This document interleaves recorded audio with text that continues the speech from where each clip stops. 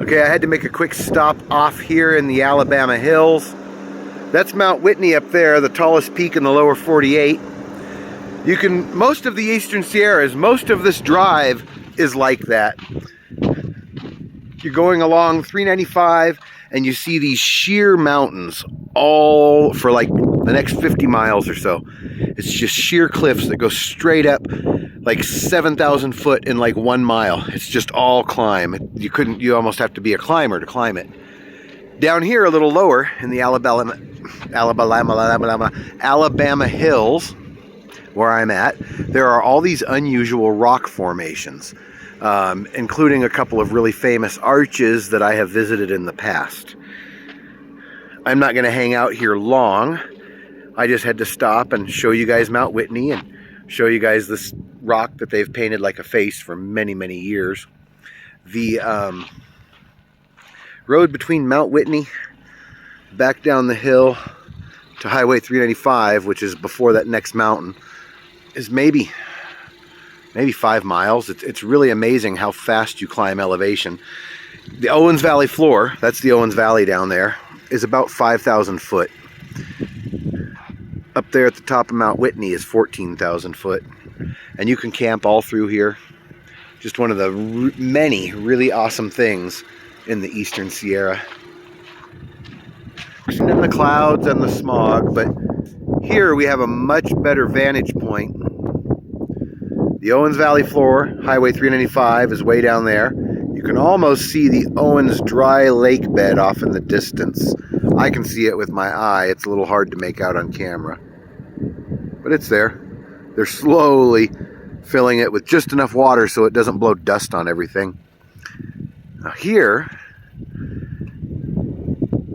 are the mountains I was talking about. You see there's even a little patch of snow right up in there, even though it's August. I've never gone up this road because it's just a long, slow climbing haul, which is really hard on a heavy motorhome. But a little stick shift 4-door sports car, well, economy sports car, economy car. Sport is in the name, so that's why I keep saying that. That just means it has a stick shift, which is great for this. So let's see how much closer we can get. Well, it's definitely a little different up here. I'm not sure how much further I can go. It's so awesome up here, I'm half tempted to stay the night. But I want to go to a hot spring tonight. And there's no hot spring at the base of Mount Whitney. But it sure does feel good. So I've never been up here before, and it looks completely different than I thought. I guess most of the videos I've seen are from up near the summit. I don't know what this elevation is. I'm going to guess maybe at least 10, if not 12.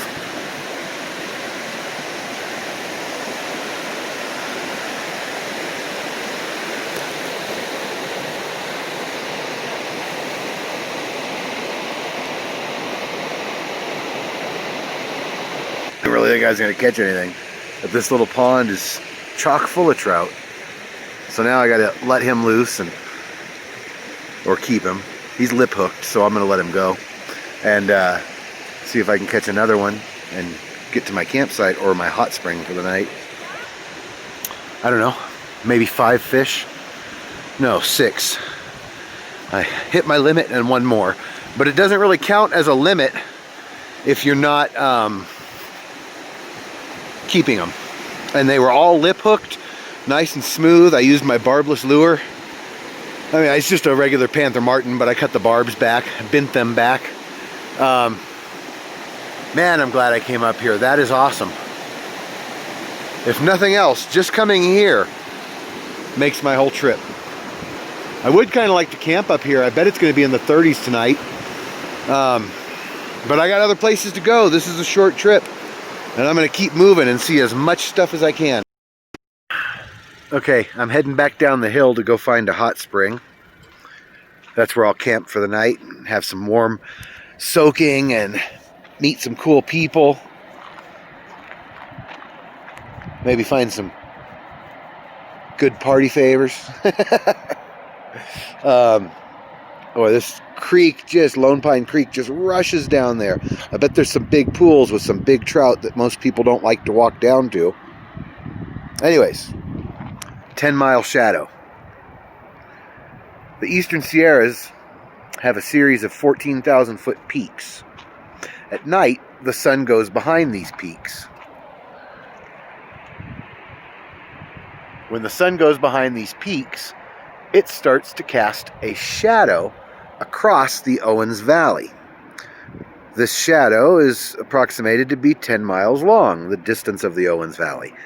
If I wasn't in a hurry, I'm really not in a hurry, but if I really was into it, I would set up a tripod and do a time lapse here and let you guys watch this shadow stretch all the way across to the White Mountain Range on the other side.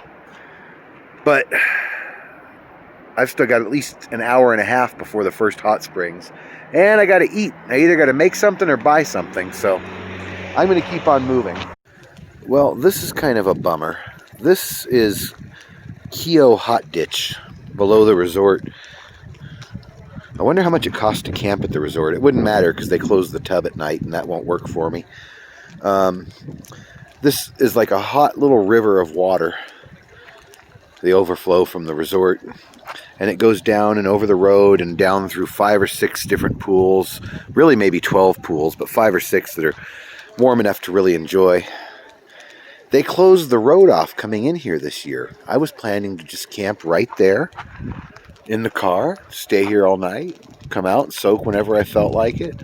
If there was cool people or, drunk girls, come out and hang out, But, no, they closed the road, so you got to walk in. It's not that far of a walk, but disappointing. So, here's the other problem. A lot of the locals don't want visitors. They move to a tourist area and get all butthurt that people come visit them. They're rich, so they don't need businesses. They don't need jobs. Most of them, they've bought houses here, and they're just like, screw everybody. I'm going to move to a tourist area and hate the tourist. So they come down here, and they messed up the dam. You can see the level here. The water used to come up another foot higher, which would allow you to get in there and have a nice deep soak. But they intentionally destroyed it just to make it harder on people, just because they don't want people coming up to these public lands that we all own because they think they own them. I would like one of them to come down here tonight and say something to me. Of course it won't happen because these kind of people are chicken shit. But I've been shining my flashlight around. Let them see me be down here. Let them come say something. I got more than enough words and maybe a little more for freedom-hating assholes. Well, this is Rock Creek, or Rock Creek Lake, actually. The creek feeds the lake and comes out of the lake on the other side. I've never driven up here because it's a fairly steep drive and there's not really any free camping. I didn't know how nice it was, or I may bring my motorhome up here someday and pay to stay in a campground. In fact, I could even do that now with the little car that I'm in. And I might. It's really nice. I gotta sneeze. Rona.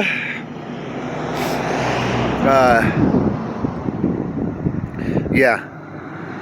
All the lakes up here are like this crystal clear blue or turquoise alpine lakes. Some of them glacial runoff sediment, which gives them this, like, I guess turquoise is the right color, kind of like an aqua blue. It's like almost like a little bit of a green to the blue. It's really unique. You don't see that in this lake, but you will see it in some of these lakes that I plan to visit this year.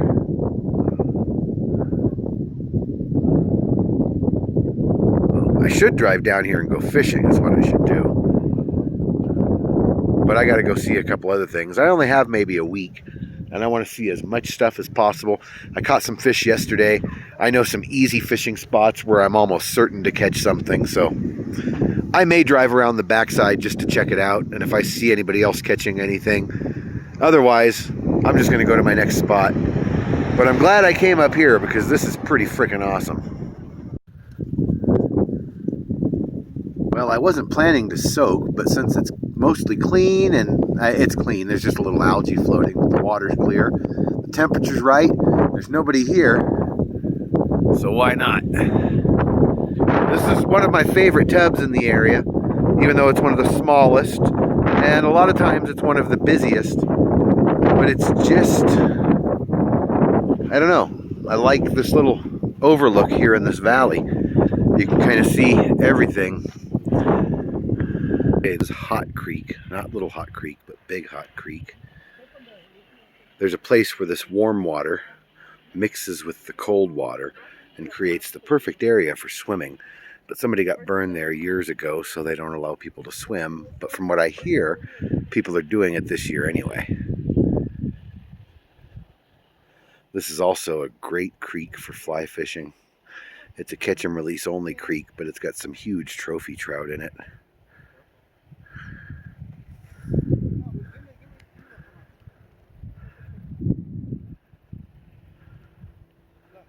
I've made other videos about this place, so I'm not going to make this one very long. It's been in a few movies. You can go watch the other videos if you really want to know more about it, but I just mostly wanted to show you guys an example of how the glacial sediment changes the color of the water around here.